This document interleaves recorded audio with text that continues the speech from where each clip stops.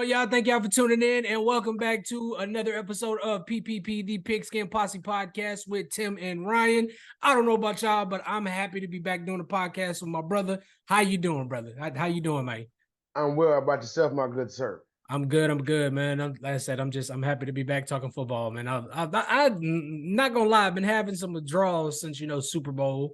It's always hard. It's so hard to say goodbye. No, we UFL's coming strong, man. I ain't even gonna lie, bro. It's taking a minute for me to get used to that because I'm not used to having football after football. You know what I'm saying? I'm fucking with it. I just wish they would have had 10 teams. That way, yeah. been even. But you got 5 XFL teams, 3 USFL teams. So okay. I mean, it's at least enough to get us through, what I'm saying, the slow season, because that's when like July, like June, July, that's when training camp and all that stuff happens. But like, why not have the season end in like, middle of July? So that way it's only like 2 or 3 weeks and then we get preseason. And so it's like we never really went without football. That shit ends in June, July. I guess, well, hell, you can get a month. But I don't know. I guess that's their thinking. But it's good to be back, brother. Yes, it is. Yes, it is. And a lot has happened in the past month. I always say, a lot of people when Super Bowl ends, football is over for them. For us, especially for me, football don't end for me. This is when free agency, one of my favorite times of the year. You ready to jump off into this shit, man? Hell yeah. Because it's gonna be some we got to talk some shit. But first up, we're gonna talk about one of the biggest, acquisitions, trades, signings that went on this offseason. My Pittsburgh Steelers go out and get 2, not 1, but 2 quarterbacks. We get Russell Wilson on a 1-year veterans minimum contract with Pittsburgh. Yeah, pretty much. I think this is more so of like him showing that he can still play in this league. You know what I'm saying? I don't think this him looking to get a long-term contract with Pittsburgh, simply because we also go get Justin Fields from Chicago for a bag of skip. I'm just playing. We get Justin Fields for a 6th rounder, a 6th round draft pick next year. That could be a 4th round pick if Justin plays. I think it's 50% of the snaps this year, something like that. But either way, bro, that's a steal. That's a steal. Because at first we thought he was gonna go for a first. At first we thought it was gonna be a 1st round. They were gonna let him go for a 1st round pick. It went from a 1st round pick to like a second and 3rd round pick. And Omar Khan is a genius because he pretty much waited till all the madness died down. It's like, we know y'all trying to get rid of him, so you can take this 6th rounder and we can work something out in the future, but that's all I'm giving you. And Chicago bid on it. So my question to you is, what are your thoughts on this trade, on the Justin Fields trade and the Russell Wilson signing? Look, okay, if Denver doesn't make the playoffs, we all know who's getting fired. True. I'm kind of, it's like it's like Chicago just drafted Justin because he was the best quarterback available at number 10. But it's like, why are y'all doing everything for Caleb that you didn't do for Justin?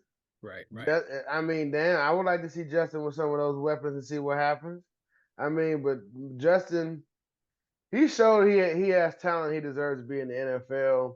I just don't know how much he can learn about being a professional without actually playing. But maybe this season might be what he needs to be successful. I don't know. I feel like Chicago did the same thing that Pittsburgh did with Kenny Pickett, which I'm gonna talk about here in a second because I got a lot to say about that.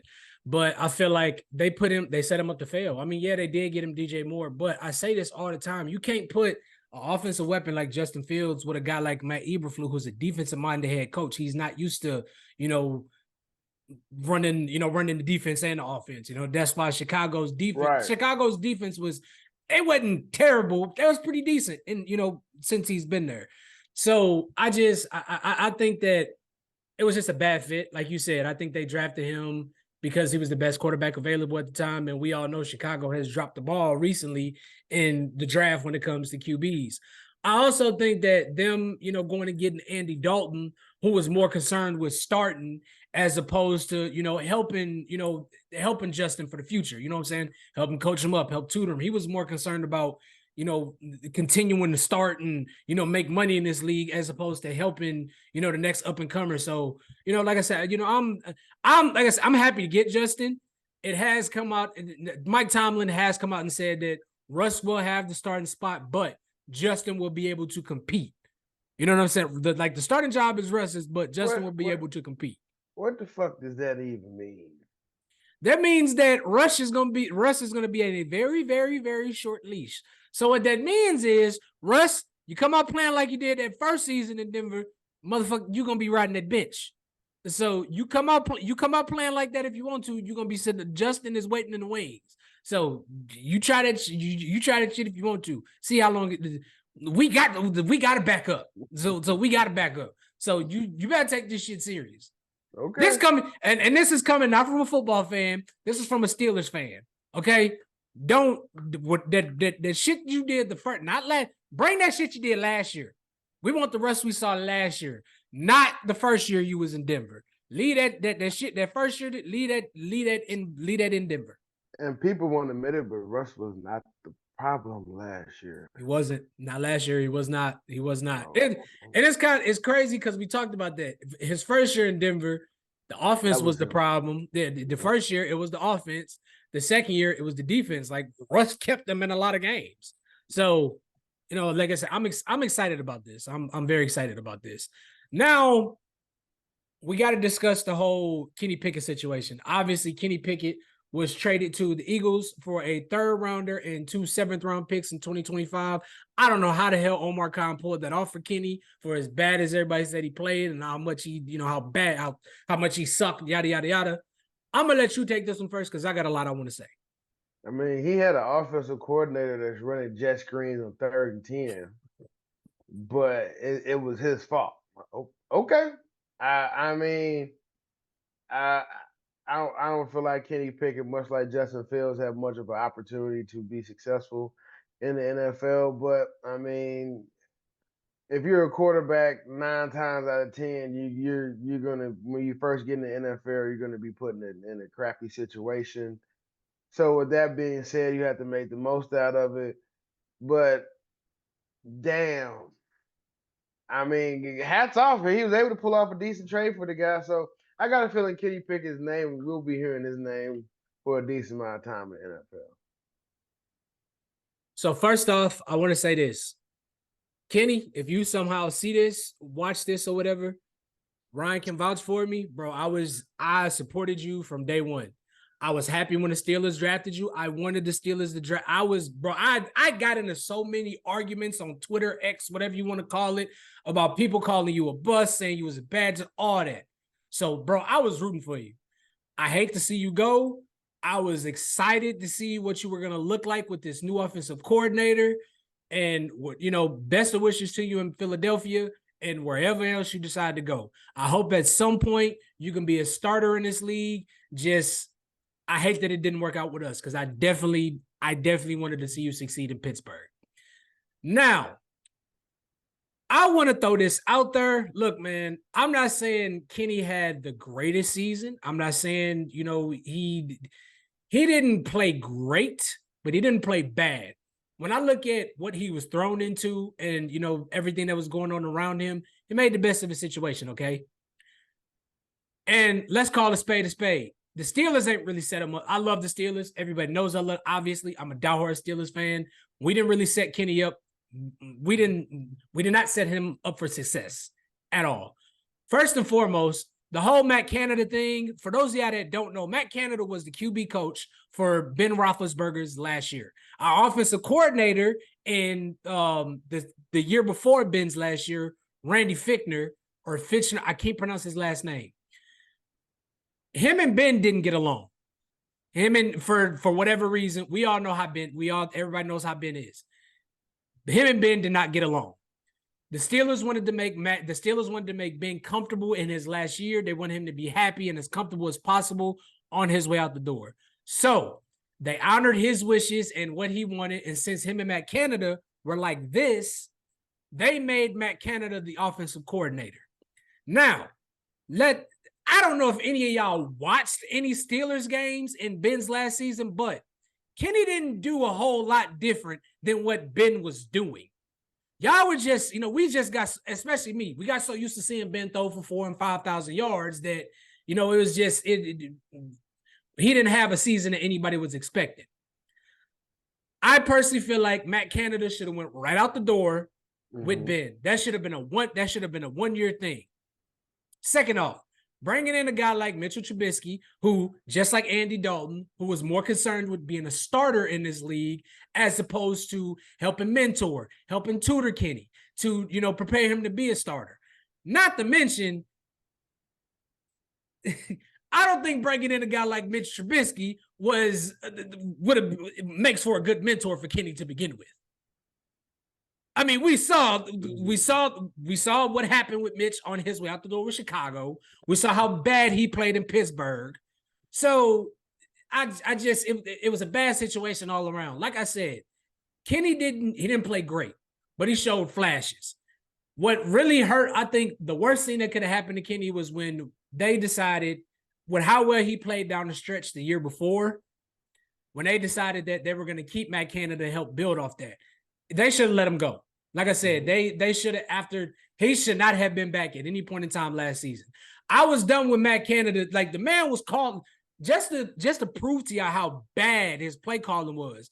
The man called a QB option on a 4th and 5 in opponent's territory. The man called a QB option on a 4th and 5. He lived and died by the wide receiver in the round on 3rd and 19. Just his play calling and game plan, it was terrible. It was terrible. But yeah, go ahead, blame it on Kenny. But I mean, like, as a play caller, you know what you got, right? So, I mean, maybe that was the best he could come up with the offensive weapons he had. I still felt like y'all had enough talent to be. I mean, y'all still made the playoffs. That's what I'm saying, bro. Like, bro, put any other quarterback, maybe not from the draft class that Kenny was in. That makes for a whole nother conversation. And I don't mean no disrespect, nobody, all the QBs that was in that draft class, but you put any other QB on that offense, I'm not saying Super Bowl, but we make a deep playoff run. We had the defense, we had the offensive weapons. Bro, Deontay Johnson was a stud. George Pickens has turned out to be a stud. Like, come on, dog. Come on, man. Like I said, it sucks that Kenny couldn't pan out with the Steelers. I wanted to see him succeed with the Steelers, and I feel like they didn't give him enough time, and they just didn't do right by him, plain and simple.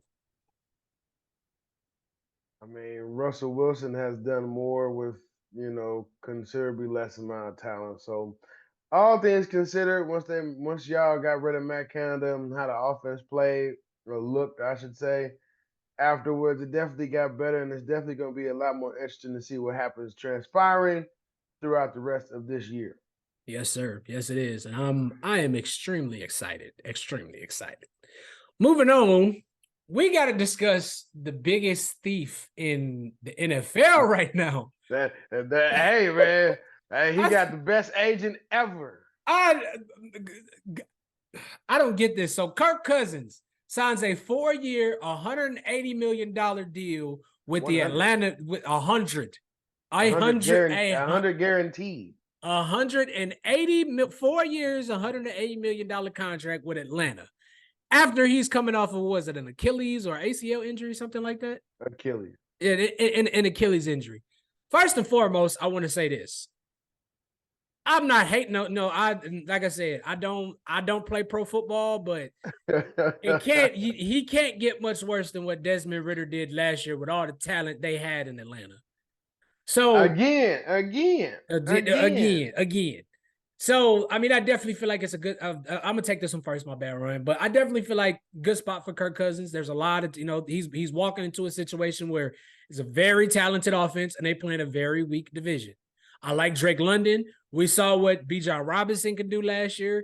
I I'm hoping him and Kyle Pitts can, be like this.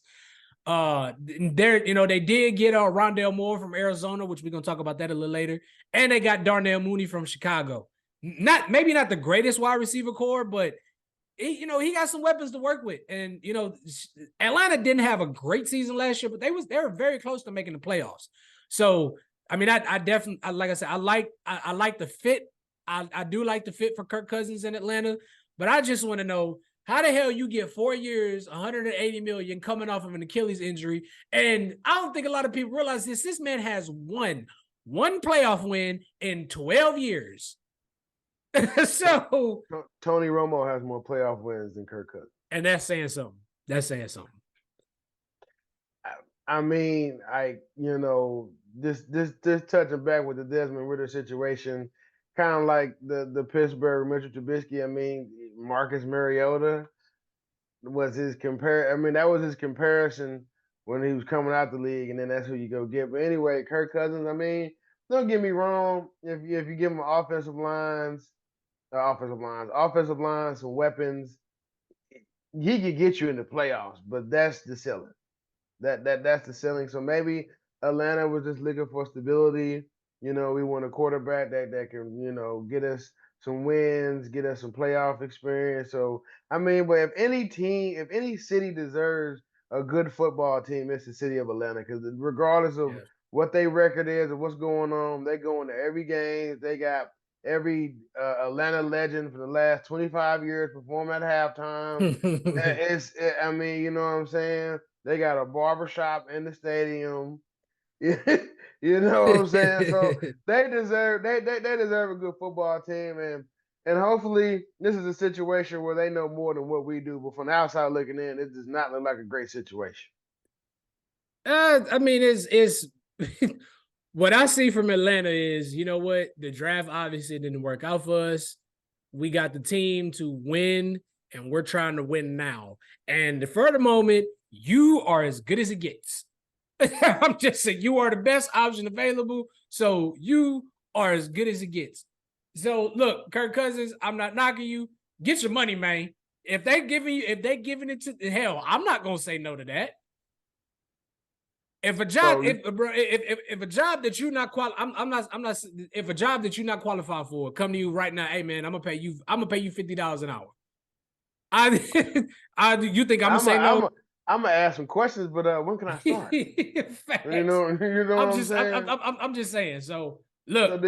So do you think, like, and this is loosely getting off topic, but somewhat on topic? So where Kirk Cousins leaving Minnesota, you think JJ McCarthy is the answer for that football team? No, because of the style of offense that they had. I don't think. I mean, they did get we're gonna talk about. They did get a decent running back. I'm not gonna say his name because I want to wait to talk about that. They did get a decent running back, but I think they're a more pass heavy offense because Kevin O'Connell, the offense that he had when he was with the Rams. I don't think JJ McCarthy, because he thrived because his team had a good run game in college. I'm not saying that he's not going to be any good in the NFL, but I don't see him being a good fit with that particular offense. You know what I'm saying? And another thing with JJ that I really loved in college, he knew when to do what. Yeah. He knew, you know what I'm saying? He made a perfect check down dinner every time, the best read. So hats off to the Harbaugh and company for a tremendous season they had last year. Yes, sir. And and that's another thing. I can't wait. I can't wait till we come back and do an episode on that when we get to talking about the draft. And I'm gonna be off draft night. Ooh, I might slide on you, Ryan. Depending on what day it is, I might come. Right, what day is it? It's usually like on a Thursday or something. Yeah, I might slide. Yeah, we'll see. I might slide out. That's interesting. For sure. Now we got to give a congratulations. I'm so happy for this man because he's faced so much scrutiny and criticism coming into the league. Congratulations to our boy Baker Mayfield. 3 years, $100 million. Well deserved, by the way. Thank you, baby. Well deserved. Well, like he came into a great situation last year and made the best out of it. He has some big shoes to fill. Of course, he's never going to be Tom Brady, but he did get that team back to the playoffs. I don't care how he did it. But I'm happy for him. And look, And if if a couple, okay, go I'm ahead. sorry. No, If go. y'all go back and look at his stats, Baker's actually been a pretty good fucking quarterback. Maybe not, you know, he ain't put up the first round. He hasn't done what we would expect out of a first rounder, but Baker's been a really good fucking quarterback. He's been a pretty certain. He's been another Kirk Cousins, if you ask me. Even Baker got 2 playoff wins. Yeah, well, okay, yeah. Hold on now. I'm But just I saying mean, he's serviceable, but you get what I'm saying. if a couple plays go their way, they would have played the 49ers in the NFC Championship game. That's true. That's true. So That's true. um, Mike Evans, he signed a 2-year, $52 million deal. Yeah. So Baker has his weapon for the next 2 years. I think Godwin's still there too. Exactly. I mean, they did lose what was it, Ladarius White? Rashad No, White. Rashad White. I'm sorry, I'm looking at Snead. They did lose him on defense, so that kind of hurts the team a tad bit. But No, Devin White. I'm Devin sorry. White. Yeah. Devin White. I mean, to the Eagles, but I mean, but like we said earlier, that's a weak division in the NFC South, so it's very possible that Tampa Bay can run it back one more year. Why not? I would agree. It's been their division the last 3-4 years. Why not one more crack at it? I mean, you still. I mean, Mike Evans is still in his prime. Taylor in his prime, still in his prime. Baker Mayfield is entering his prime. He's 28. So there's some time for them to surprise and shock the world. Now, my question to you is this: with Baker, he got his money, so he's comfortable for the next couple years. He proved that he can take a team to the playoffs. Do you feel like now he can play a little more freely? Like he don't got a big spotlight on him, and he don't constantly got. You know what? I made it to bro. Y'all can't talk whether y'all talk. I got paid, so I feel like now he can play a little more comfortably. You know what I'm saying? Well, yeah, he definitely has some continuity because he's coming back to the same system. They trust him being the franchise guy. But the last time a team trusted him being the franchise guy, it didn't necessarily go the way that he wanted or they wanted it to go because of all the outside noise and the weapons and all the expectations and things of that nature. I think Baker's in a situation where he's just loves playing football. I think the team is behind him. I think the team likes him. I think he's grown up and matured a lot more from his earlier days. I think he has a lot more self-humility because of some of the things he's been through. So it's going to be a great opportunity for him to continuing on in this transition in his career of being a leader of a football team. I agree. And I mean, I said it last year. I'm like, bro, you putting a lot of people sleeping on Baker. I'm like, dog, he's on an offense with Mike Evans, Chris. He has one of the most talented offenses in the NFL. Baker could do some things, and he did. I think they was like 2-5 at one point, and then broke off like 8 straight. Yeah, I mean, either way it goes, he's a division winner, and he knocked out the Super Bowl runner-up in the first round. So say what you want. I mean, the man got his money. Baker, we happy for you, bro. We've been, especially Ryan, bro, we've been rooting for you since you came into the league. So we happy to see it. We happy to see it. Shake and bake, boomer, sooner. You already know. Now we got to discuss a couple just random. I did not expect a couple of these to happen. Gardner Minshew signs with the Raiders 2 years, $25 million. What are you making this signing, bro? Go ahead. If he wins that last game, what's with the Colts in the last game of the season in the playoffs? What's with them? That's strange. That's a strange thing. But if they win that game, they're in the playoffs. So Gardner Minshew, he's a Mike Leach disciple. Ran the same offense as Baker did in college. So, you know what I'm saying? If you put weapons around him, he could be successful. This is just insurance. I mean, who is the Raiders quarterback? They got rid of Garoppolo. He went to the Rams. He's the guy now? Who's that? Minshew. He's the guy now? No, they still got that dude, what's his name? Aiden O'Connell. I'm just saying. Garner just got paid for his efforts last year. So Pretty much. that I mean, but if you know anything about the Davis family, they will spend money. Here's one I want to throw out there. Calvin Ridley, 4 years, 92 million. Yeah. We gonna no. We gonna get to that. We got one more we gotta talk about. I got a couple questions I need to ask. Go ahead. Go ahead. I feel like this man either is paying a fuck ton of child support, or he simply just does not want to retire. Joe Flacco signs a 1 year, $8 million deal with the Colts. What is your opinion on that? He robbed Baker his award, but I mean, hey, Yes, what I'm saying. Playoff Joe came early last year. You dig? So he did his thing. Now he did lead the NFL interceptions during that time period in which he came back, but he did leave Cleveland to the playoffs. I mean, everybody had Cleveland making the playoffs last year. They just didn't think Joe Flacco would be the quarterback. I definitely didn't. And then the Baltimore Browns, the Indianapolis Colts thing. That's a fun thing to play with. But I mean, hell, if there's money out there to go get, I mean, he literally played himself back in the NFL. This time last year, there was nobody checking for Joe Flacco. That's true. He's getting it like just like the last situation. He's getting paid off what he did last year. I think this is insurance because of the whole Anthony Richardson situation. Oh hell because yeah. because he got hurt, and then I think this is another like, okay, we see the way he played last year. We're hoping that he can stay healthy, but we're gonna sign Joe just in case that doesn't work out. Not to mention, I mean, Joe's, they know he has playoff experience. I'm not high on the Colts. I still don't. I mean, I didn't expect them to be as good as they were last year, but they were anyway. But like you said, if there's money out there, if it's money out there to get, then go get it. It was so weird seeing him in a Browns uniform. Like, bro, you played for the Ravens for so goddamn long, and the Browns. Now you're with the Browns. Okay. That was just weird. That was weird. But the Colts got JT. They got this big ass tight end. I mean, they got some decent receivers. They got a decent defense. My boy Zaire Franklin got his money. Yeah, congratulations to him too.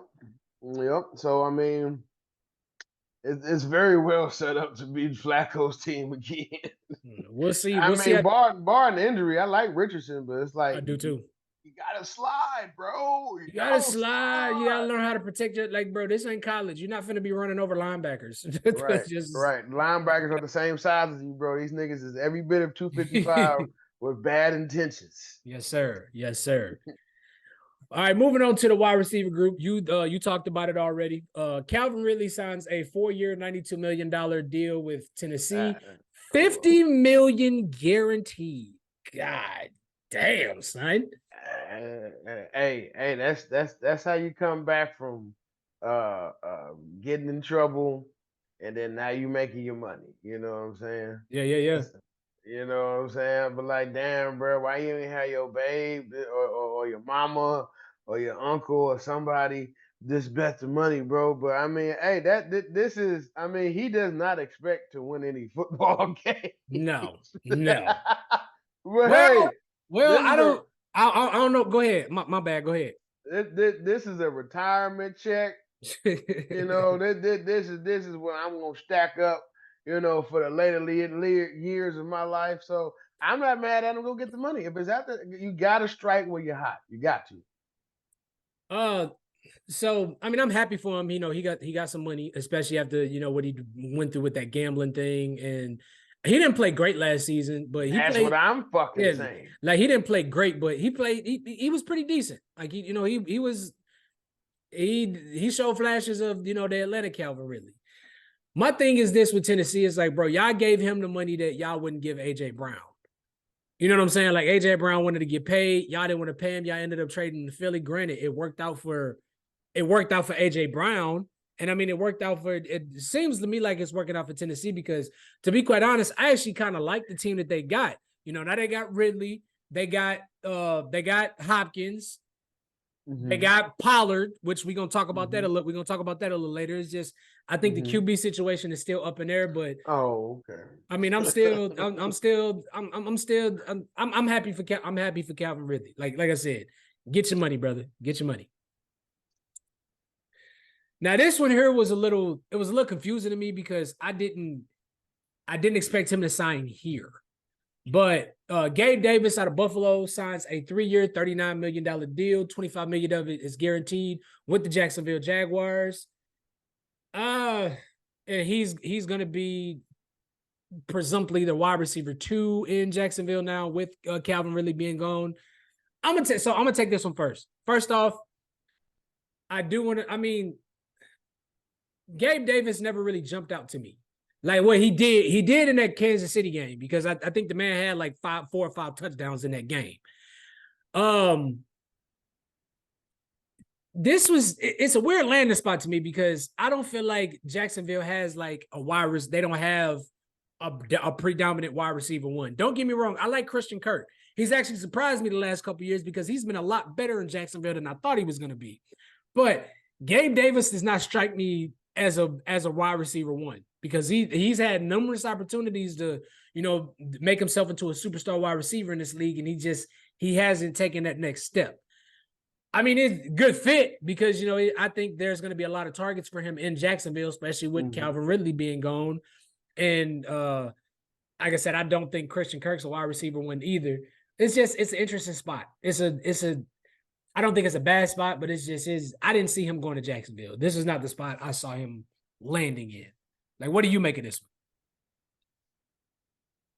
It's kind of like the last situation. It's like, okay, we got this money. We need an offensive need. All right, let's get him. Kind of feels like they just, close their eyes and, all right, fuck it, let's get Gabe. Well, it was more so like. I think he signed with them. I don't think they was like, shit, here go the money if you want to come here. Yeah. So this is my best offer. I might as well take it. Type shit. But I'm sorry. This one shocked the shit out of me because I definitely didn't expect him to go here. But now I think it elevates their offense. The Kansas City Chiefs signed Marquise Hollywood Brown to a 1-year, I think it's an $11 million deal. I know you couldn't wait to talk about this one, so I'm gonna let you go. I'm gonna let you go ahead and jump off into this one. What do you think of this signing? Damn, man, if he can stay healthy, oh boy. And I think they have enough receivers to where you can't just solely focus on him. Yeah. Because once you start focusing on somebody, here comes Kels, here comes Rice. I don't know who else is gonna be on the team. We know you're talking about. I know them 3 is gonna be there. So with the offensive line maintaining that same level of intensity that they have, with Patrick Mahomes, the greatest quarterback of his generation, possibly ever. Ooh, the only time will tell. This really helped this football team, but it's gonna only have a positive impact if he can stay healthy. True. I agree. I actually love this fit for Hollywood simply because. Okay, so don't take no offense to this, Ryan, but I don't think I think he's maybe a low tier wide receiver 1. We saw it in Baltimore, but we saw it. Yeah, he is, but we saw it in Baltimore, but they didn't run an offense that fits his play style. Like he's a true deep ball threat. I think he's turned into more of a route runner the last couple of years because he did go play with Kyler. Of course, Kyler got hurt last year. I think the year before that, he was he got nicked up a bit. So I mean, I do love the fit. I definitely think it really helps Kansas City's offense. I think it really helps Kelsey because now the focus isn't solely on him. This also helps Rashee Rice because Rashee Rice is a burner himself. So now you got 2 burners on the outside. So it's like you take granted, neither one of them are Tyreek. You know what I'm saying? But both of these guys they're fast. They can catch the ball. But like you said, Hollywood has to stay healthy. So I think with this Hollywood signing, not to mention the Chiefs are not done. with this Hollywood signing, I think that, once again, it's going to make the Chiefs a Super Bowl contender, and they're always going to be right there. And can I make one point? I know you don't want me to make it, but I'm gonna make it anyway. Shout out to that boy Chris Jones, 5-year, $160 million. I mean, well, they got their defensive anchor. They signed Snead to the franchise tag deal. Well, he got traded. Oh damn! Well, he went to Tennessee as well. Yeah, and this, I this is probably why the Chiefs owner got voted as the worst owner in the NFL. Because how do you have all this talent and just keep letting it go? Well, we'll just keep winning anyway. And I'm like, right now he probably has the most blindest face in his football team than any other fucking owner ever. But okay, well, my list I'm looking at is fucked up. But I was talking to my pops earlier. I'm like, how do you let Snead fucking go? I mean, like, how many plays? Okay. I mean, we kind of know how this works. It's a business, and I mean, at some point in time, you have to make tough decisions, and everybody can't stay. You know what I'm saying? At some point, people are gonna leave because you can't afford to pay everybody. That's just that's just the way that goes. But I'm happy for Snead because he got a contract today too. I forgot how much it was worth, but yeah, he got paid today too. So congratulations to him. That motherfucker got 3 Super Bowls. So he got 3 Super Bowls. Now I'm trying to get paid. He got paid. So I think he's cool. He could go out and have a terrible year. That motherfucker still got his money. So he's in a good position. Damn, that's terrible. Just saying. Then we got Keenan Allen gets traded to the Chicago Bears for a 4th-round pick. This is right before Justin Fields got traded. Love the fit or you hate the fit? Everything they've done is going to boil down to who's playing quarterback. Yeah. So I have to reserve my opinion on that until next month. But we could talk hypothetically. Wow. Imagine this, 6-8 weeks him and Caleb are going to have before he gets hurt. That's man. It's going to be a movie, dog. But I mean, like, Keenan Allen's coming off his best season of his career. Keenan Allen is only one of X amount of receivers that had 5,000-yard seasons and X amount of catches and da-da-da-da-da-da. When you name the most, where is he? True. On the sideline. And I love Keenan Allen. He's a dog. He can play. He has great hands. 50-50 balls. He might be better than Mike Evans on 50-50 balls. That's how much I like Keenan Allen. Arguable. Yeah, it's arguable, but not unless it's like 2 or 3 niggas. No, right. But if it's like 1-on-1, 50-50, I'm willing to bet on Keenan Allen to get that 8 out of 10 times. But is he gonna stay healthy? I mean, is DeAndre Swift gonna stay healthy? Now all of a sudden, I forgot the tight end's name, but all the Chicago fans coming out the bushes like Homer Simpson. Oh, he's a good tight end. He's a good tight end. Cole Kmet. I ain't heard too much about him. I mean, I've heard his name, but not like that. Right. So I like the fit now because I'm not gonna say now, but obviously we know with Justin Fields coming to Pittsburgh, we know Chicago's going Caleb, unless they're gonna pull some stupid shit and get a fucking offensive lineman or. We know Chicago and the Giants are always known for fucking up on draft night. But I mean, as of right now, we're going to assume that it's going to be Caleb Williams. But if it's Caleb Williams, I definitely like the fit because they now have the Seattle Seahawks offensive coordinator from last year. And last year was Luke Getsy, and I did not like him as offensive coordinator. But only time will tell. Like you said, his ass got to stay healthy. Plain and simple. I do understand he's coming off his best season, but yeah, he got to stay healthy.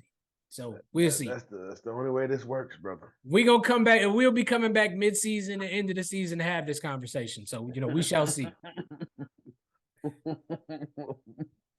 A couple other ones. Deontay Johnson did get. I'm gonna miss him. Deontay Johnson did get traded to the Panthers for cornerback Dante Jackson and a 6th rounder. Michael Pittman signs a 3-year, I think a $70 million deal. Jerry Jeudy gets traded to the Cleveland Browns for a fifth and a sixth round. I think he signed for 3 years, $38 million. But the Woo! one I did want to talk about, obviously, T. Higgins gets franchise tagged by the Bengals, and right afterwards he requests a trade. My question to you is, by the start of the season, does T. Higgins play for the does T. Higgins end up playing for the Bengals? And if not, what team do you see him end up getting traded to?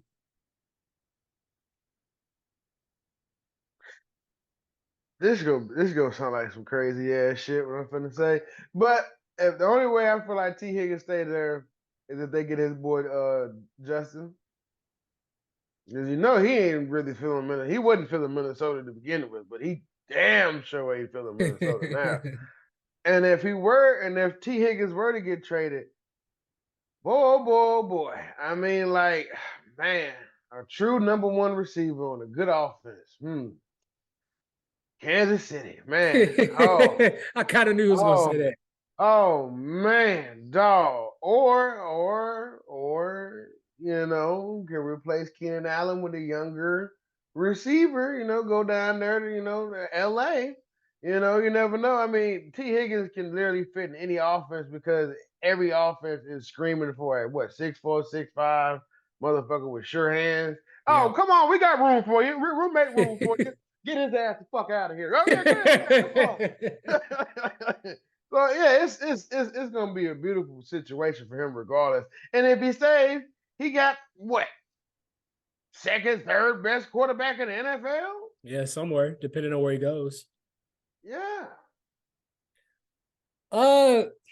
So first off, I don't think Cincinnati's going to go get Justin Jefferson because Justin Jefferson is looking to get paid, and Cincinnati's owner has been relatively cheap. So they don't like. I don't think because they got Burrow.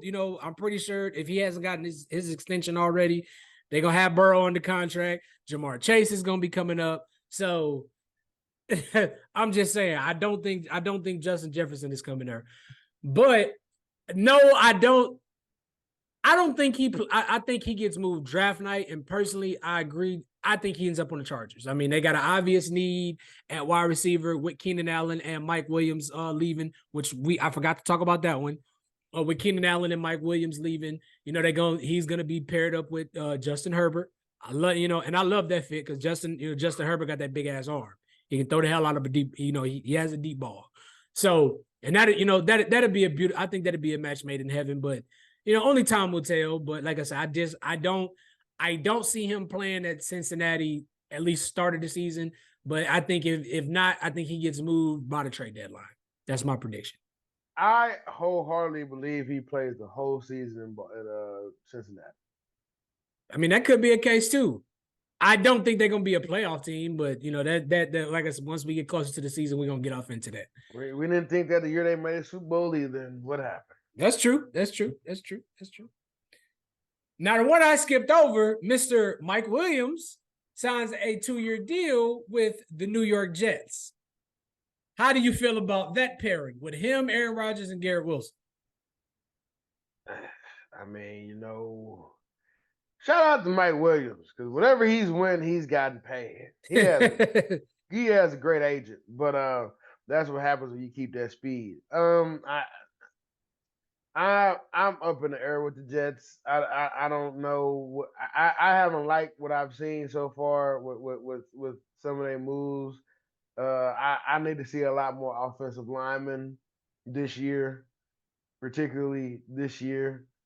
Because Aaron, I mean, damn, but before the injury, he only had about 2-3 years. So like, if this doesn't work out, I think he's done. So it's very important that you protect your assets. But he's another guy that gets hurt a lot too. So I don't know. I'm kind of just over there with the Jets. All right, yeah. What about you, my good sir? I agree with you. I mean, I'm on the fence with. I mean, I like the fit if he can stay healthy. But that's the thing. When can he stay healthy?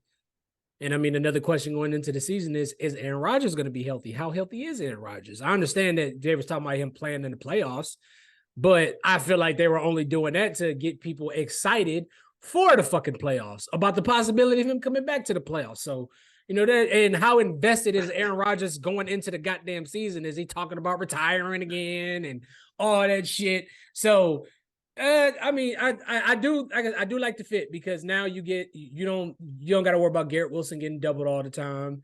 You do, when, like it or not, you do have to worry about Mike Williams when he's on the field, when he's healthy. But he has to stay healthy in order for this to work.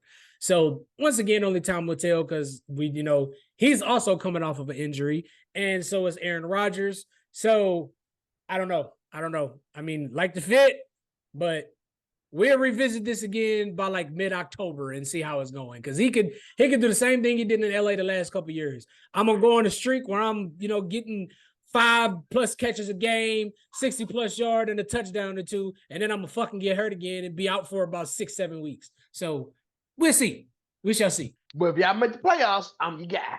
Hey, let me throw a monkey wrench in this shit just for shits and giggles. Why you feel about Mr. Odell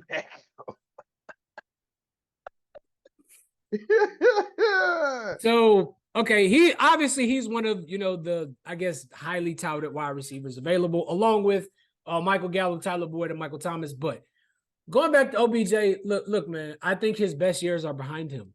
I really do. I'm not saying he's trash or nothing like that, but I see him at this point being like a wide receiver 2, not a 2, like a wide receiver 3.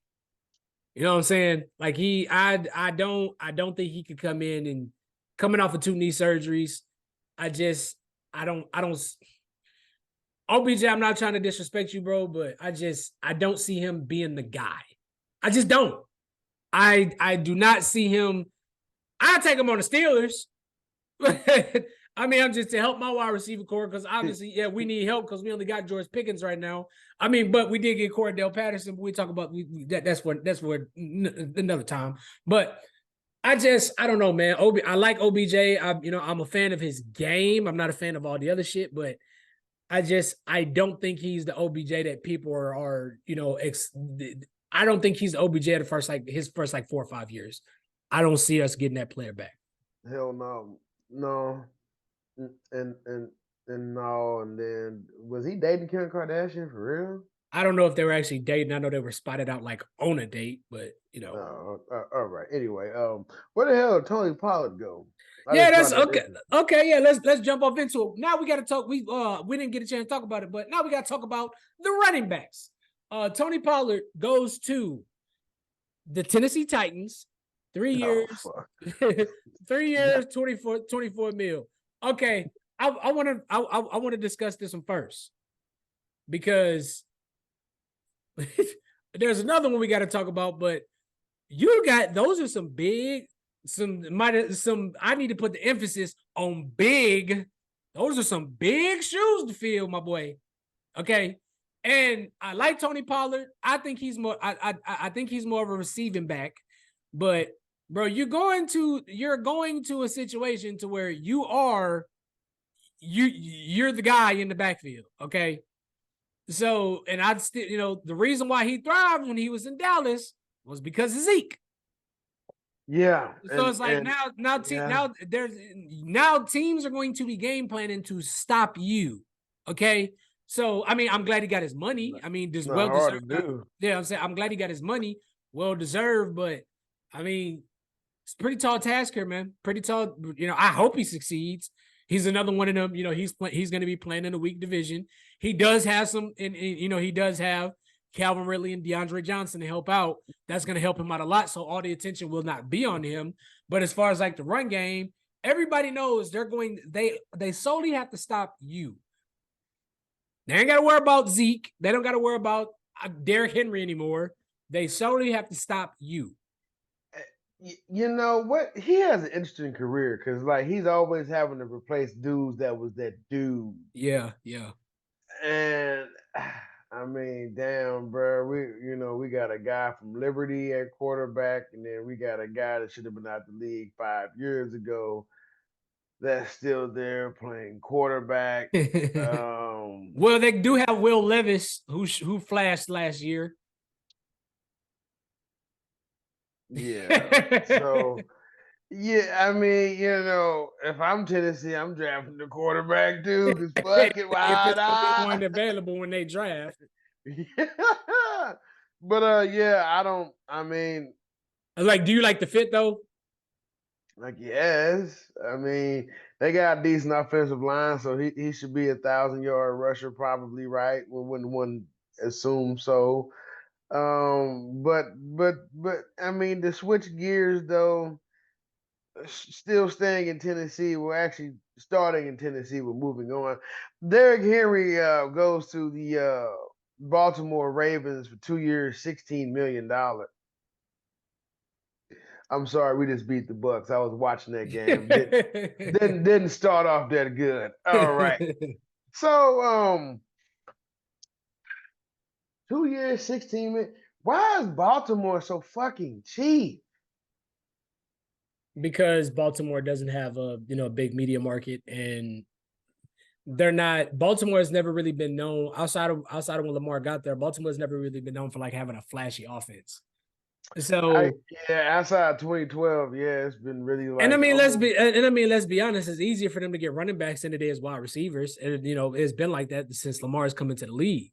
So, and I mean, Derrick Henry talked. I mean, Derrick Henry also talked about it. He's he loves Lamar. Like him and Lamar, they're really good. They're kind of close, and I think Heisman homies. believe it or not, like he talked about this on the Pivot today. Shout out to Pivot. That's one of my favorite podcasts. I watch a lot of the Pivot. He talked about it. Baltimore actually tried to trade for him in the season.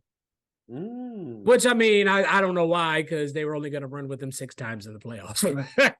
But first off, look, I'm gonna take this one first, because I'm gonna say this. As a Steelers fan, I'm not looking to see this motherfucker twice a year. I'm not looking forward to seeing him and Lamar on the same goddamn team on the same field twice a year. I hate this. I as a Steelers fan, I hate this. As a football fan, love the fit, because now, if I'm a defensive coordinator, I'm not looking, bro. You imagine being a linebacker and they're running the option play. You now have to decide: do I want to get juked by Lamar, or do I want to get stiff arm or ran over by Derrick Henry? Which is the lesser risk? Which is going to be less of a risk of me getting put on a highlight and getting a meme made out of me? So You can still make the tackle if Derrick Henry stiff arm, or if you imagine that hold on to his arm, but probably not. I don't know. I do love the fit in Baltimore, because we know how much of a run heavy offense they are. So, oh man, oh my God. This is gonna give me nightmares. This is truly gonna give me nightmares. You make a pencil in 2 ass whoopings that year, man. I don't know. I don't know, because the Ravens are like 1-5 against us in the last 3 years. So Yeah, listen. Lamar has not really won too many games against y'all. Moving on to another running back, Well, you Mr. didn't talk. Well, you didn't talk. Like, All how do you feel about the signing? It's I mean, like, I'm just mad that nigga didn't get paid a tad bit more. Granted, they devalued the running back position, but it's a perfect fit. I Yeah. mean, because he can catch too. So, I just don't want it to be like the Lamar, and to a degree, it is going to be a Lamar and Derrick Henry show, but like, I don't want it to be like, 60-40 doing Derrick Henry doing a whole bunch of the work. You know what I'm saying? I don't want my nigga get ran into the damn ground for 16 million. And I'm talking about 16 million like it's $16, but I feel like a player of his caliber should at least got what Saquon got, or Josh Jacobs got. Fair enough. I mean, I would agree with that. Being that I found out today that he's 500 yards away from rushing for 10,000. So I definitely feel like he should have got a little bit more. But like you said, with the way they devalue the running back these days, it's surprising, but it's not that he didn't get a little more. That he didn't at least break 20. Every 15, maybe 20 years, you get freaks like Adrian Peterson, like a Derrick Henry. Derrick Henry has ran for 2,000 yards in high school, 2,000 yards in college, College. and 2,000 yards in the NFL. I ain't no one's ever done that. By the way, he's just standing alone Nope. on his throne, the king. So Let's hope the and once again, I hate the Ravens. I'm a Steelers fan. I fucking hate the Ravens. But let's hope if the Ravens do get back to the fucking playoffs, they don't decide to only run with him 6 fucking times. So we shall see. But moving on, Ryan, go ahead. What was the next one you was going to talk about? oh shit, let me find it.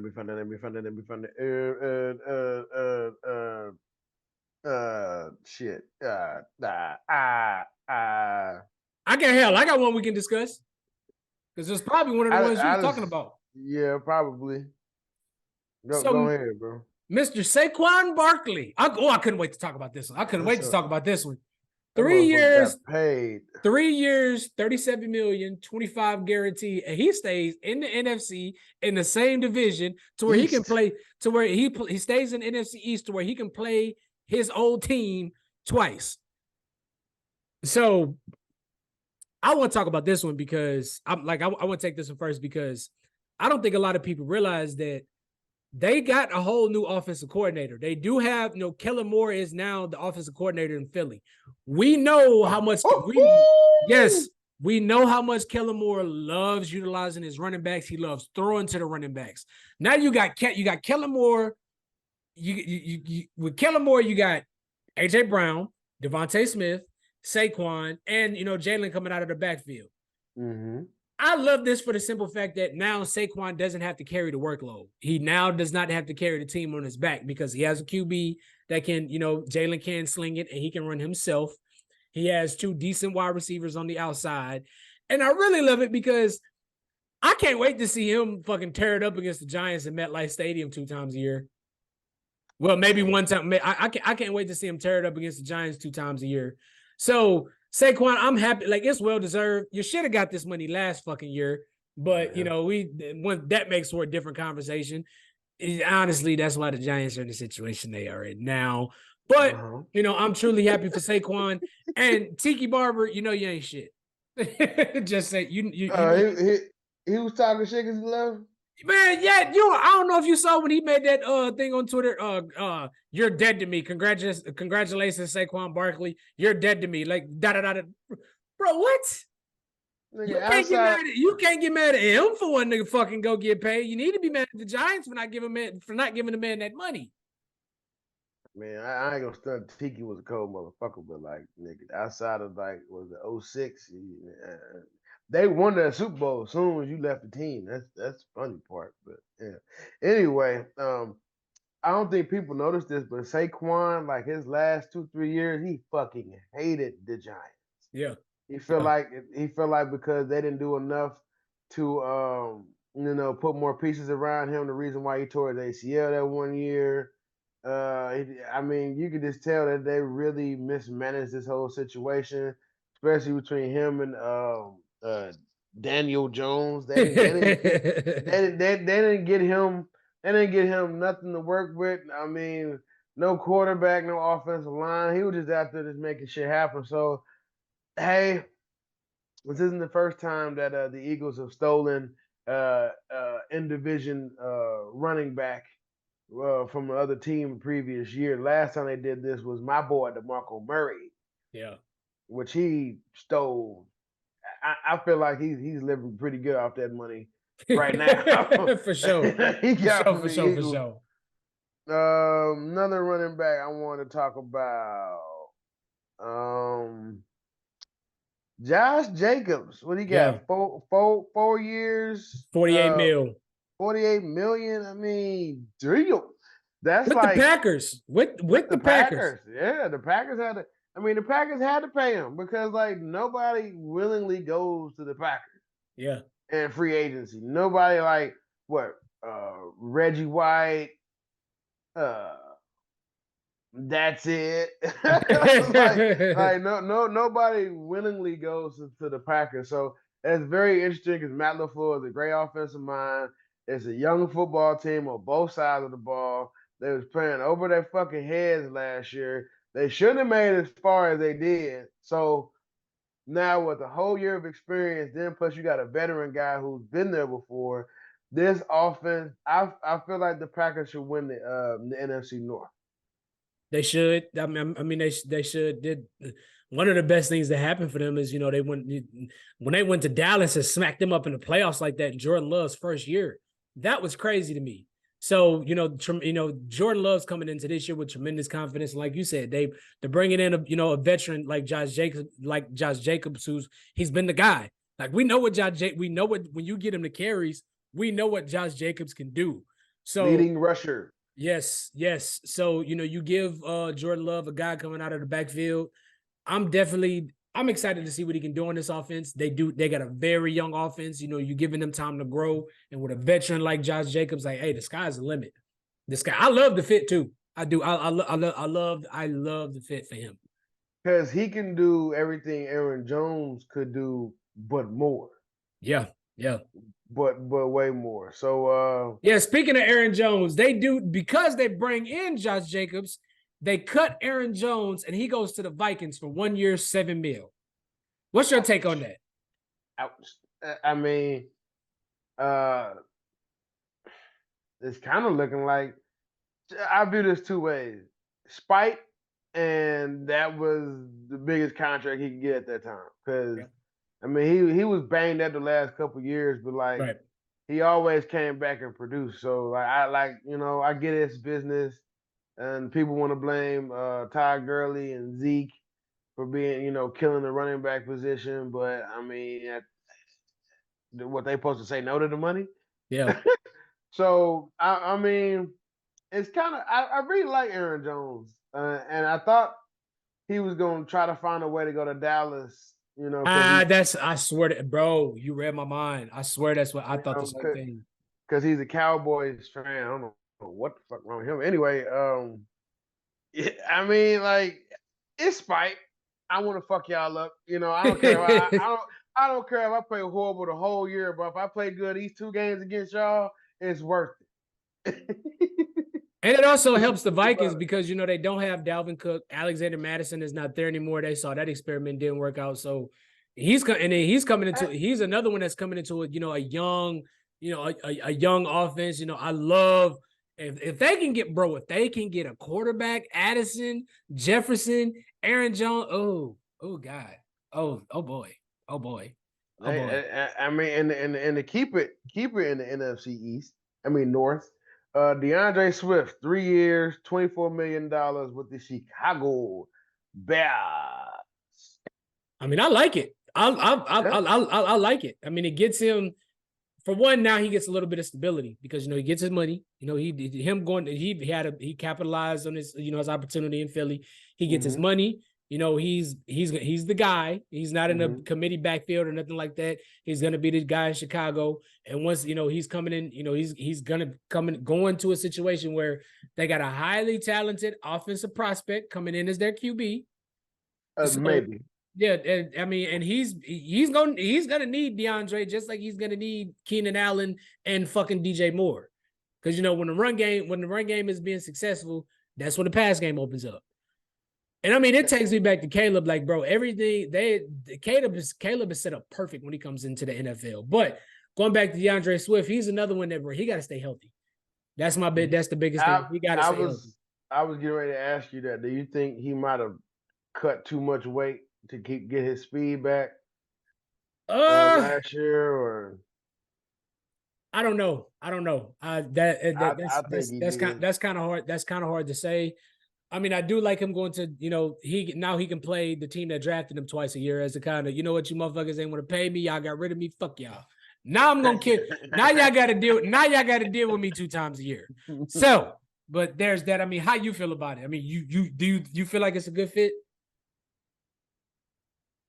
I mean, yeah, they have a quarter. I mean, like if they had Caleb, yeah, if it's perfect. But like you said, my only question is like, what version of DeAndre are we gonna get?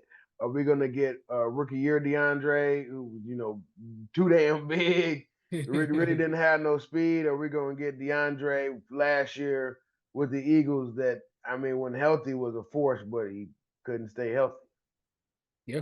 I mean, only time, once again, as we've been saying, only time will tell. But I do, like I said, I do like the fit.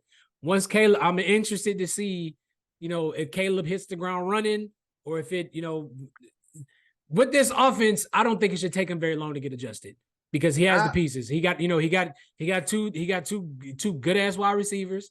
He has a decent running back out the backfield. So, he should. I'm not expecting him to come in and be MVP talks right away or nothing like that. But I do expect Caleb to come in and hit the ground running with the pieces they put around him. This is I only got two questions for Caleb because I know with the pocket being good and everything going according to plan and what he can do when it goes off script. But my only two questions is can he adjust to that speed of the game because it's a lot faster Yeah. than it is in college.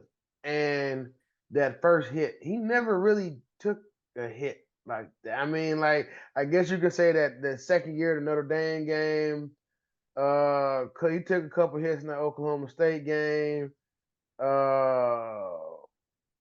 Arizona was hitting his ass too. But he never really took like oh my damn, he gotta get up from that. He all right. He never really took that shot in college. So that's the two things I'm curious about because honestly he was most of the time was the stronger guy Yeah. in the collision. So he's a lot stronger than he looks. So I mean he has all the intangibles to be successful. It's just gonna be a matter of time. I actually think it's the other way around. I think the NFL is a lot slower than college because a lot of guys obviously they're way more skilled than everybody, so the game just come natural to them, and then it's like everything is just in the NFL, everything's slow. There's a lot of everything is slowed down.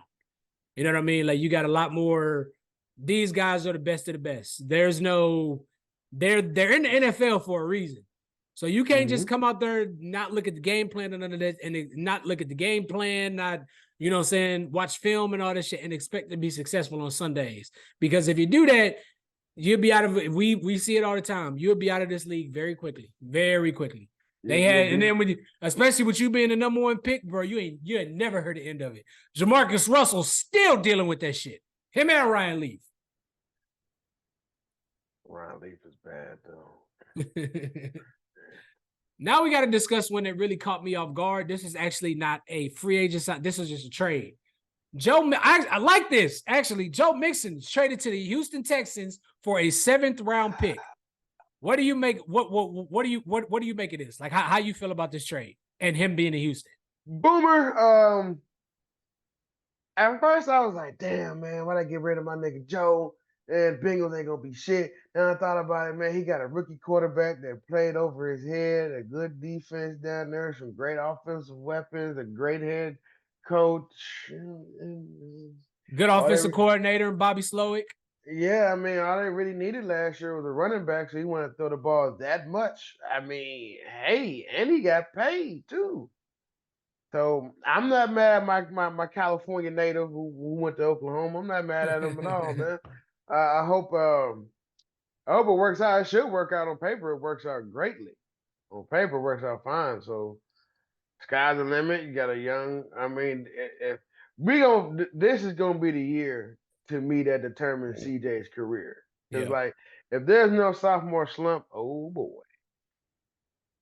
I'm with you. I love the fit. I do love. I think Devin Singletary was there, but I definitely feel like Joe Mixon is a significant upgrade from Devin Singletary. That's not no disrespect to Devin Singletary like his game, but we all know what Joe Mixon is. You know what I'm saying? So, I think Houston could be a player in that division with an upgrade. I think they're one wide receiver. I think they're wide receiver away from just being a I guess you could say a contender. Right, they're still pretenders to me, but I think they're wide receiver. I think they're wide receiver away from being a contender. But I'm happy. I don't like the way Cincinnati went about that shit. I definitely feel like they don't have anybody. I mean, they signed Zach Moss for 2 years, $8 million, who, he had a decent run whenever Jonathan Taylor went out, but I mean, that's another situation where, I mean, you're stepping into big shoes to fill, and I think the Bengals are going to, it might take a minute, but they're going to realize like how vital Joe Mixon was to that offense and, what he brought to that team week in and week out. So, as we've been saying, time will tell. That should be the name of this episode. Time will tell. Time will tell. Time Facts, after facts, facts. time. Now, I got to discuss one that's a little questionable. I've never been high on this guy. Like he's just, it's weird to me. Austin Eckler, 2 years, 11 million with the Commanders. So I'm not here to call Austin Eckler trash because he has had, he had like 2 or 3, pretty decent years with the Chargers. Fell off a cliff last year. Hell, you forgot he was there half the time. But for one, yeah, horrible that offensive line was. Yeah, but I mean, them losing Justin Herbert definitely took a lot away from that. But I don't know, man. Eckler is just like he's like a big ass slot receiver to me. You know what I'm saying? Like of course he plays the running back position, but I don't know. Personally, I don't even like this fit. I don't like the fit of him being in Washington. I really don't. Bro, like the Redskins, ever since they did Doug, the Commanders. Ryan's like, I don't give a fuck that a goddamn Redskins. Washington had ever since they did Doug the way they did Doug, it has never worked out. They did Jason Campbell dirty, they did RG3 dirty, and and it just consistently does not work out. Doesn't matter who the head coach is, doesn't matter who the GM is, doesn't matter who the offensive defensive coordinator is. Until they do right by black quarterbacks, it's not gonna work out. And Eckler, I mean, like he's a gym rat, and I feel like he might have lifted a little bit too much weights. He lost some speed, but I liked Eckler his first couple years in the league. I thought he was a decent running back. I'm like, okay, this motherfucker can catch. He's strong as a bull. He stay healthy. But I mean, maybe Washington has a better offensive line. We'll see. I think Ron Rivera is the head coach there, and Dan Quinn. Dan Quinn's the head coach there, and Cliff Kingsbury is the offensive coordinator. So we shall see. We shall see. Oh God, talk about a dumpster fire in the making. All right, who's the quarterback? Sam Howell. Okay, so that was gonna be not. We've kind of pretty much gotten through free agency, the bigger signings. So my question to you is, obviously, outside of Caleb, there's Caleb, there's Jaden Daniels, there's Drake May, there's Bo Nix, JJ McCarthy, Michael Penix. There's a huge assumption that, Caleb is more than likely going to Chicago. Bo Nix, Michael Penix, JJ McCarthy, and what the hell is his name? JJ? No. There's one more. Drake May? Drake May. Where do you see these QBs go? Like, where do you think is the best fit for these teams? Not these teams. What do you think? What teams will best fit these guys? I'd like to see Michael Penix with the Vikings. I like that. I like that. Me personally, because the offensive coordinator, I feel like the number one thing that makes that system go is an accurate pocket passer, and that's exactly outside of Caleb Williams. That's exactly what Michael Penix is. There's no disrespect to Drake May or JJ McCarthy or any of the other guys. I don't really like this scrutiny that Michael Penix is all of a sudden getting because he didn't have a great Reese's, whatever. And another name I want to throw in there, and this is no bias because I've always felt like he was a pro-style quarterback, is Spencer Rattler. He's going to shock and surprise a lot of people. He is a pocket quarterback. Play breaks down. I'm not going to say he's the equivalent of like John Elway or Phillip Rivers, but he's probably not getting away from that sack. He probably has just enough athleticism to throw it away. Yeah. But if Spencer Rattler's thrown into a good system, say like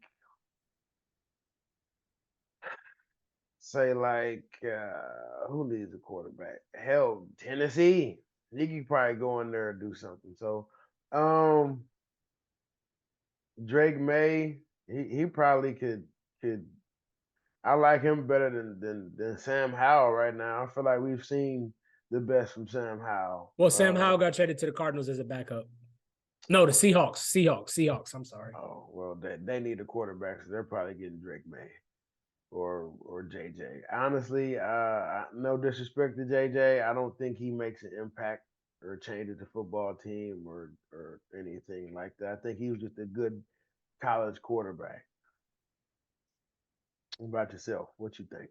I would like to see JJ with the Giants because they're not a pass heavy offense, and I do They're like going to be this year. Well, we'll see. I do like the job, Brian. I do like the job Brian Daboll did with Daniel Jones whenever he took over and they made the playoffs and they upset the Vikings. I do think that I feel like that would probably be the best fit for JJ. Jaden Daniels, I think he's going to end up on the Patriots, which is, Bill Belichick's not there. It's weird because Bill Belichick's not. I don't know who's going to be running the offense there. So this is a new regime, but I don't know. I feel like for one, him because Gerard Mayo's been there for so long, he probably understands the system a lot better than other people do. But I definitely feel like at this point, I feel like that's where he's going. Hey, Drake, my bad. Go ahead.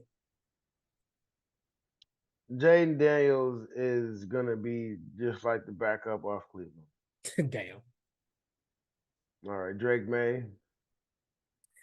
Drake May. I think he might end up in Washington. I don't know why. I don't know. I for whatever reason, I feel like he's gonna end up in Washington. I really do. I do agree with you on the Michael Penix thing. I love him in Minnesota. Love him. I would love to see him in Minnesota. One team that we sleeping on, and I honestly think he's going to end up here if he falls this low. I think the Raiders get Bo Nix. I think so because the Raiders obviously need a quarterback. I would like to see me personally. I would like to see Bo Nix. I would like to see Bo Nix with Tennessee because they got I would love the combination of him and Calvin Ridley and him and D-Hop. And I would like to see. I agree with you. I would love to see Michael Penix in Minnesota because they got two nice ass ready to go wide receivers. I'm gonna keep it a bean with you, bro. This draft is 2 quarterbacks and they both black. True, very true. 3 now. Because okay, I like 4. I like Jaden. Okay, I like Jaden Daniels. I liked him too at LSU. I still don't feel like he should have won the Heisman, and I feel like he took way too many crazy ass hits, and I don't think he's gonna understand that in the NFL. He's gonna have to learn. He's gonna have to learn like Anthony Richardson did. Like, get your ass down. They're trying to fuck you up. They want to fuck you up. It's not even a matter of how. It's only a matter of winning the defensive players, man. So honestly, Michael Penix, Caleb Williams, Spencer Rattler, and fuck it, I'll throw Drake May in there because he can throw a deep ball. I like his deep ball, but I feel like it's only gonna be a 2 quarterback draft. Spencer Rattler may be a project, but I feel like I just need Spencer to go to the right situation where they can develop him and get some of them badass habits he had. Yeah, I agree. Because it's like a lot of shit. He just one read. Okay, I'm gonna squeeze it in there, pick, and it's like fuck, bro. Like he almost beat fucking Georgia. Almost. No, he did. No, yeah, it was close. It was close, but it got anyway. Now, before we get out of here, there's still a couple big names left in the wide receiver market. Obviously, OBJ, Michael Gallup, Michael Thomas, and Tyler Boyd. Where would you like to see these guys end up? Gotta get the names again.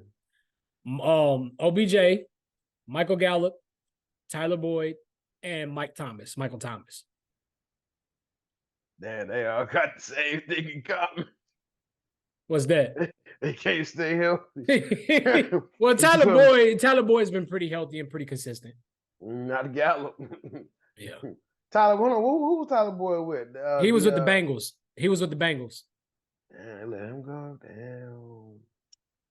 Shit. If I'm like Kansas City or Arizona or the Raiders, you just need a good utility weapon, and that's Boyd. But you know, the rest of them niggas, you gotta sign them to a 1-year deal because you can't trust them. Yeah. Yeah. You gotta sign them to a 1-year deal, and then Michael Thomas, what the hell happened after that year? Man, look. I've said it. Bro, I've said this time and time again. I've been on the podcast saying it. This look, I feel like Michael Thomas, obviously, he got hurt. Mm-hmm. 1 year, I think midway through the season, he said he re-aggravated his injury. I think it's been 50% him being hurt. And 50% bullshit. And I think it's 50%. I don't like my QB situation, so I'm not fucking playing. I'm dead. I'm dead serious. I feel like that's what it's been. And I'm not and look, bro, nobody else is saying it, but I'm not the only person that feels like that. But this would actually be a sneaky good. This will be a real sneaky good fit. But I like Michael Thomas on the Texans. I really do. A precise passer like CJ, big target like Michael Thomas. Oh man. They got their deep threat in Tank Dell, Nico Collins. He's a good wide receiver. I would Michael Thomas on the I'm telling you, I like that. And they're gonna spread the weather around too. So yes, it's not just gonna be okay. Let's throw a curl route or a slant to Michael Thomas, and then he break it, and then we get the ball to Alvin or me and Joe Mixon, and yeah. I like Tyler Boyd, bro. If you somehow see this, come on home. You're from Pittsburgh. You grew up in Pittsburgh. I know you. You don't know that I know this, but I know somebody that knows you got a house in Pittsburgh. Come on back home. Come on. We would love to have you alongside of George Pickens. I'm making my pitch and I'm recruiting right now. Come on back home, my boy. I would love that. We want you in Pittsburgh. We've been campaigning. Come on home. I would love to have you. I think you would be a great fit on our offense because we have an obvious need at wide receiver too. Come on home. Nah, he ain't going there. Yeah, too many playoff games. He ain't going there. Like I said, I would love to have him, but time like we've been saying, time after time. We've been saying time will tell, man. Oh man. So on a scale of 1 to 10, bro, how excited are you for this Friday? 45. I knew you good 45 plus Lakers just won. So AD probably sit out tomorrow. Mm-hmm. It's looking like I'm gonna get to see at least one of them niggas play. LeBron might. Go ahead, my bad. You think what? What you think? I think Bron, because they got this new rule where they can't just sit out. So I think what's gonna happen is I think AD is probably gonna sit out. Bron's gonna play the injury report or whatever because Memphis, they're not, they're probably not gonna make the playoffs or nothing. So the Lakers are probably not going to take them serious. They understand that Indianapolis is still, that of a playoff team. They're still clinging to that last spot in the East.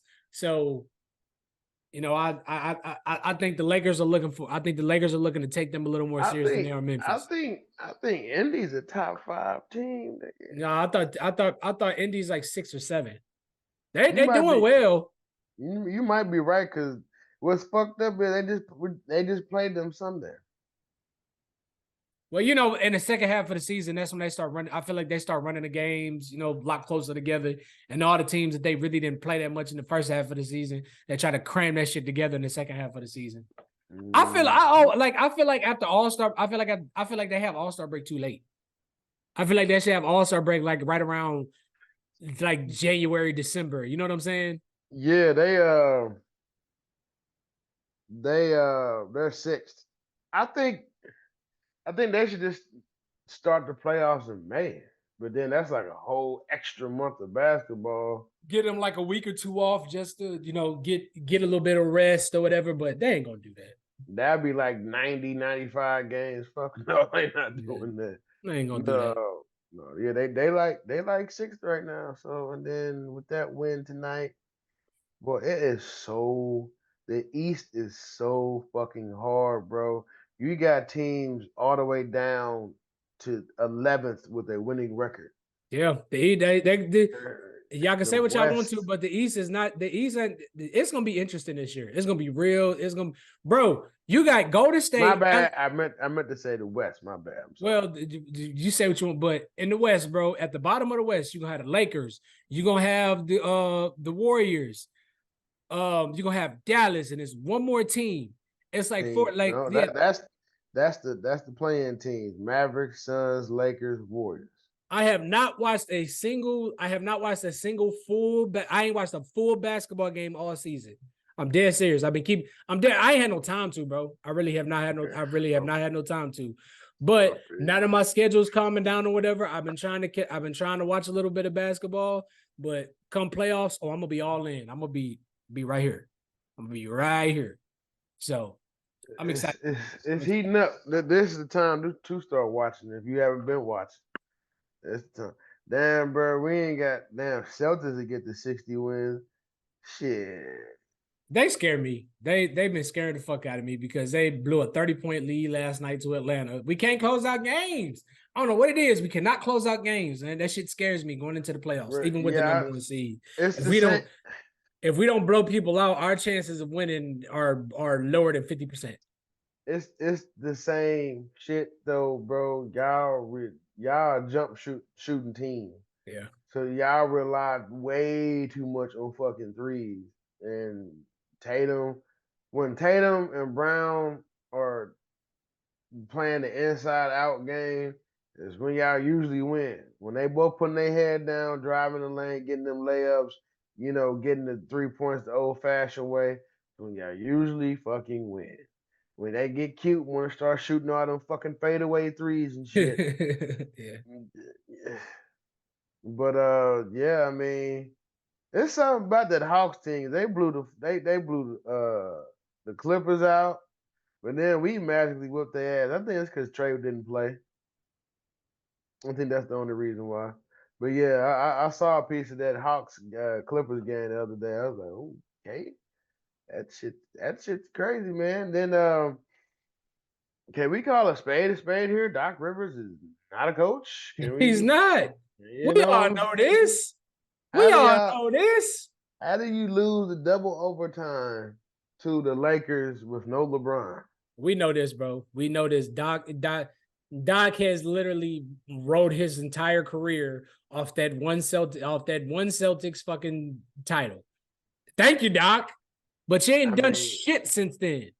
Until Kendrick Perkins blow his knee out, he's gonna have two of them things. Yeah. It was not his knee. I've told you this time and time. You got to go. You got it. It was in Kevin Garnett's book. They said it was his knee because they didn't want to come out and say it because the shit was embarrassing. Kendrick Perkins fucked up he broke his foot because he was putting his fucking California King bed together and the motherfucker fell on his foot. That's what it wasn't his knee. It was his foot.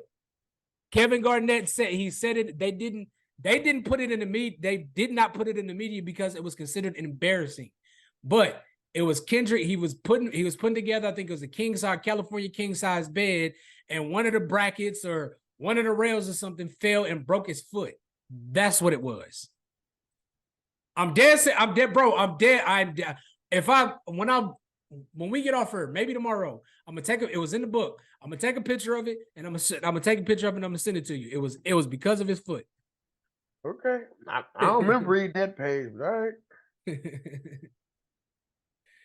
Oh man, no, bro, I gotta get off here though, bro. I gotta get my ass up for work in the morning. All right. Me too. Yes, sir. Once again, man, this has been a great episode. It is good to be back doing a podcast.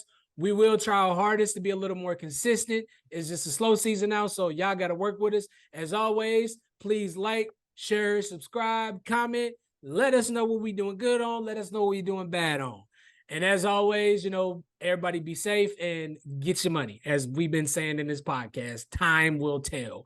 Ryan, I look forward to seeing you this Friday, my brother. All right. Love you, man. Love you too, brother. And we out.